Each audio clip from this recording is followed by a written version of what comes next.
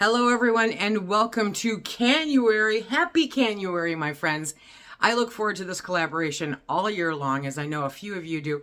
It's so much fun. There's a different canning video every single day throughout the month of January. We call it Canuary. It's fantastic. Me and some of my friends, old and new, are coming together to bring you a canning video every single day of the month of January. The final day in January is the grand finale, and that is the day that we have a live giveaway, and the prizes are so epic. There's a chance to win 2 different pressure canners, a steam canner, towels, and a jar opener, and all kinds of things. I'll put a list down below, but it is 100% possible due to 4 Jars Canning Company. They are sponsoring Canuary this year, and I am grateful as always to have them on board with us. They are absolutely fantastic. If you want to check out the great products that they offer, the link is down below. Definitely give them a look-see, and if you want to save a couple of bucks, you can use the code SuttonsDaze to get 10% off your entire order. If you're new here, my name is Lisa, and we are all about pantry preparedness, and part of that pantry preparedness is canning. I love canning, which is why we have Canuary. And today we are going to be making up some festival pepper jam. It's a low sugar jam. I'm going to show you all about it and all the things that I use for it. Super easy and a lot of fun. One of the first things that I want to mention about this recipe is that we are going to be using Pomona's Universal Pectin. This is an all-natural pectin. It has fantastic results. It always sets. I've never had it not set, okay? And it lasts forever on your shelf. It literally does not ever expire. Unlike other pectins that have to use a ton of sugar and have an expiration date when they no longer are quite as effective, this is a low sugar pectin. You can use honey or you can use sugar, but it is significantly less than the sugar that you find in your conventional jam and jelly recipes. Definitely check out the link down below, and it comes in boxes like this where you can do 2 to 4 recipes out of this single box. So it's not like the other pectins where you get 1 recipe per box. And if you buy it in bulk like I do, I put it into jars and I label them because, otherwise you forget what's in there. Inside of the package, however you order it, comes a packet of calcium. And with that, you make calcium water. You will never use up everything that you make. So I just make it up and I put it in a jar in the fridge, and you can go back for as long as you need. This will literally last me a year. So Pomona's Universal Pectin. I love it. Low sugar festival jam. Let's get started. The other really cool part about Pomona's Pectin is that you can double and triple the recipes. Most other pectins don't tell you to do that because it can impact the chemistry for making it. No, you cannot use this exact recipe if you're using a different pectin. You will need to go find a different recipe. But if you want to try low sugar, because it's the new year, we're all watching what we eat and everything else, then this is the pectin for you. There is a definite tiny little learning curve with this because it can set up super firm, but all you have to do is A, mix it up, or B, just make sure you're getting level measurements as far as the pectin goes, and you should not have any problems at all. So I'm going to put a link for this recipe down below. It's one of Pomona's recipes, only I change it up a little bit. I'm going to tell you guys, one of the cool part about peppers is that you can have fun with it. Yes, you can. Like I said, I'm doubling this recipe. So I've got a total of 8 cups of finely chopped peppers. If you're like me and your garden went crazy this year and you have a ton of peppers in your freezer, this is the perfect recipe to blow through them. It absolutely is. So I have red bell peppers, yellow bell peppers, green bell peppers, and a few jalapenos in there just to make sure that it's got a little oomph. You can change out the peppers however you like. You can add more heat. You can take away the heat, okay? As long as the measurement of the peppers themselves does not change. So I'm going to be using 8 cups of finely chopped peppers. Mostly it is bell peppers with a little bit of heat, and that's fantastic. So change up, use any pepper you want, literally any pepper. Just don't change the quantity, okay? It has 4 cups of sugar. What? You mean I don't have to put 8 or 16 cups of sugar? No, this is Pomona's Pectin, baby. So 4 cups of sugar. You can also use honey if you prefer to do that. And then we have 4 cups of 5% vinegar. Yes, you can use the apple cider vinegar. Absolutely. It will change the color slightly, but nothing horrible. To start off with, we are going to put the peppers into the pan. And I mean, these came out of my freezer, so they're still partially frozen. That's okay. That is no problem at all. You don't need to completely defrost them in order to use them. And then we're going to add the 4 cups of vinegar. And then we're going to put some heat on this baby. Yes, we are. So the great part is, even though there's 8 cups of peppers and only 4 cups of liquid, it does cover the peppers. And that's what you want. You don't want to skip this part, okay?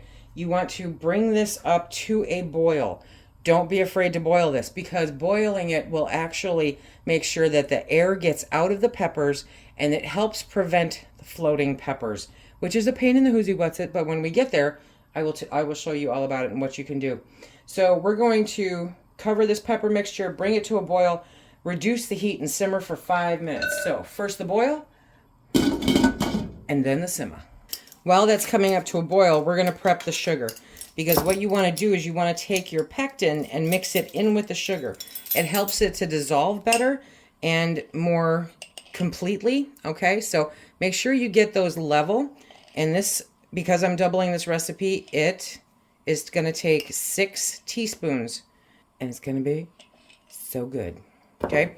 And then all we do is we take that spoon and we make sure to incorporate it and mix it up in the sugar as best as you can, because that will keep it from clumping. The clumps you see are the sugar.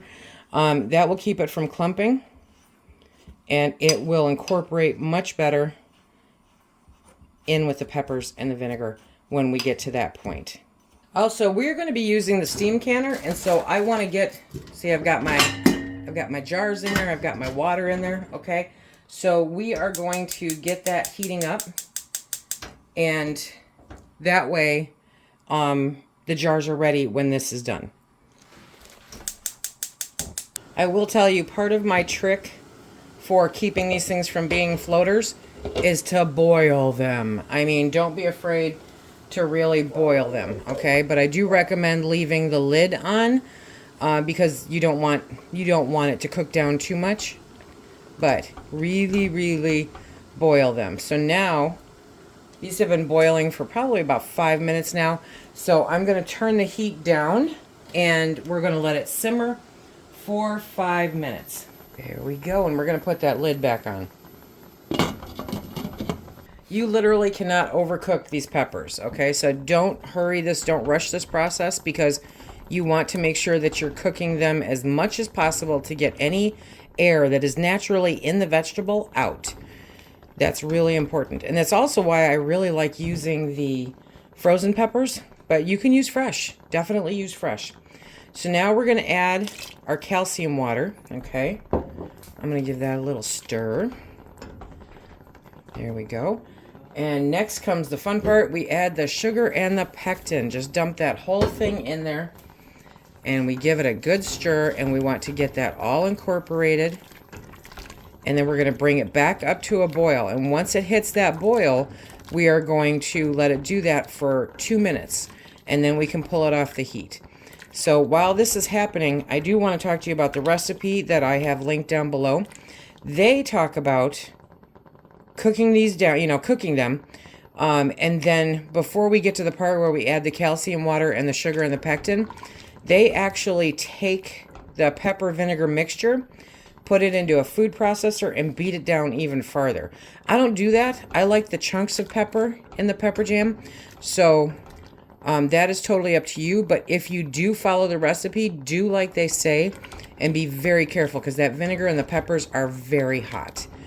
So you want to make sure that you're venting the food processor if you do that. But if you're like me and you'd rather have some substance to it, this is so good, you guys. We are going to totally enjoy putting a little bit of this on some cream cheese and some crackers in the very near future. Most of this is going to our friends because she likes it. So we're going to bring that back up to a boil. A rolling boil is one that you cannot stir down, and that's what you want to come up to, and you want to do that for 2 minutes. This is not being stirred down at all. Okay, so we're going to turn off the heat. We're going to remove this. We're going to bring the steam canner over onto this burner and get it going again. And we're going to start filling up some jars. So we've had our jars in the steam canner upside down. Whoa, and they're hot. Okay, so that's what they look like right there. And so now, one by one, we are going to fill these up. Remember, this is hot, sugary liquid. So you want to be very careful. And you want to fill those up to a 1/4 inch headspace. So, hop. Okay, a 1/4 inch headspace. A 1/4 inch headspace is that top rim right there. Or you can use your Pokey Joe if it has a measuring tool on it.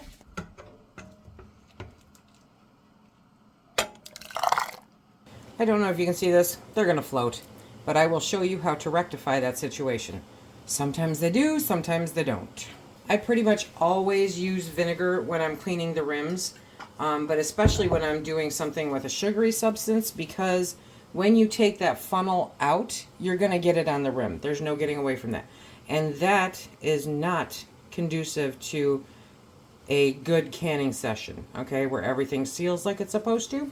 So you want to make sure that you are wiping the rims and getting them completely cleaned off. And sometimes it can be a little challenging because it's not like you can see this particular one. I mean, if you're doing something with raspberries or strawberries, you can, but with this one you really can't, so you have to get some good light on the situation and get those rims wiped off. Why do I call this Festival Pepper Jam? Because it's like a party in a jar. Hello.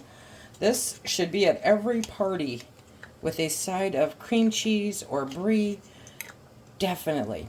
It is a party in a jar. Look at all those awesome colors. As always, we are using our 4 jars canning lids. You guys know they rescued us, right? Absolutely phenomenal lid. Incredible compound. My failures, I think I've had 5. Seriously.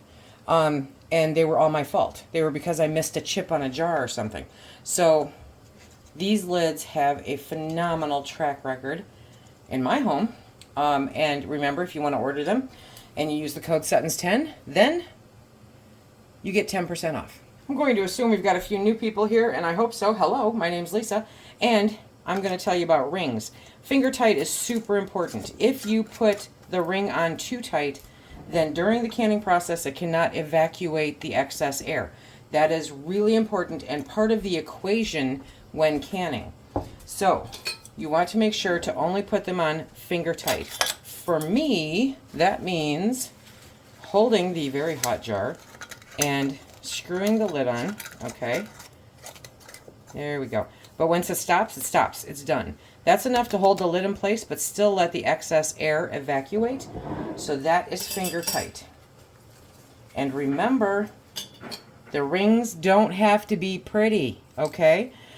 They can be ugly as long as they work. They're not an engagement ring, they are a tool. And if you don't expect your hammer to be pretty, don't expect your canning rings to be pretty if they're being used.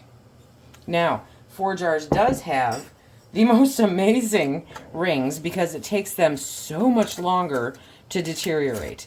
Now, I don't use vinegar in my canning water. If I have an issue where the jars cloud up because of the hard water, then I deal with it after the canning session. But vinegar tends to oxidize your rings soon, faster than not having it in there. But my rings are old, my jars are old, and that works for me. But if you buy new rings with 4 jars, those rings, they last a lot longer, a lot longer. They have stayed new looking for me for quite some time, and I've been trying some out, and they are still looking very, very nice. Okay, so these are all on finger tight. Now, the steam canner, this is a steam canner. You have an opportunity to win one of these at the giveaway. If you leave a comment in the comment section of all the videos, you have a better chance of entering to win. We're doing that giveaway live on January 31st at 7:30 p.m. here at SuttonsDaze. Okay, I know they all fit in there because I took them all out of here. So it's a matter of getting them back in. There we go, come on. And getting the lid back on. And then just like with a pressure canner, you need to bring it up to pressure for your elevation, okay? And that is explained in the manual and comes here. My needle has to get into the dark green part. So once it gets there, we'll start our timer and we will can this for 10 minutes because I'm under 1,000 feet of elevation. If you're over, you need to add a minute for every 1,000 feet over 2,000 or 1,000 feet of elevation. Yeah, new math. Okay, my timer went off, so I'm going to turn this off and I'm going to just do that, okay? I just want to let it sit, not completely bring it out for another couple minutes because of the shock, because it is cooler in the house today. So I'm going to let it sit like that for about 2 minutes and then we'll pull them out. As I may have mentioned a few times, Michigan does not have a master canner program because apparently being a master gardener is good, but being a master canner is not. So I reach out to my friend Linda Tooley and I said, okay, I always get comments that say, oh, I just take the jars and I flip them when there's floaters. Okay. I said, is this a thing?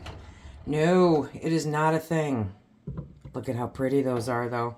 If you take the jars and flip them, because the recommendation has been to every 30 minutes or so, come in and just flip the jars. And then as it becomes more, solidified, more jellied, thank you, that's the word I'm looking for, it will distribute them throughout. But here's the issue. So if you were to do that, these are super hot, don't touch these, okay? If you were to do that, then there's a very good chance that the jam will get between the lid and the jar, which will cause a failure. We don't do this so that we can have failures. So if they do float, which as you can see, they're not floating horribly. If they do float, it's not the end of the game. You just take a spoon, when you open them up, you lightly mix it up, and it will actually, when you put it in the fridge, it will re-gel. Huh? How's that for super cool? So floating peppers, they happen. That's just part of life. And you can see, so like that one, no, they're beautiful. A little bit. Yeah, hello, right? So and that one, no, So it happens. It's not the end of the world, but oh my gosh, they are so pretty. So don't shake them, don't mix them up, don't do all that stuff. Don't screw the lids on tighter. Let them do what they're doing. They know what they're supposed to do, and they will do it if you follow the process. Follow the process, trust the process, get really good jam. So I'm going to tell you the list of all the amazing channels that are participating. We have Whippoorwill Holler, we have Mouse Toes, My Table of Three, The Hometown Homestead, Big Valley Living, Fermented Homestead, Hamakua Homestead, Prepper Potpourri, The Inquisitive Farm Wife, Pike Creek Farm, That 1870s Homestead, Lou Creates, Linda's Pantry, and of course us here at SuttonsDaze. The whole schedule is down below with links to their channels. Be sure to go subscribe. Tell them I sent you. Remember to check out the Canuary playlist. You can come back to that every day when the channels put their videos up. I will definitely link them. And until next time, everybody, happy Canuary.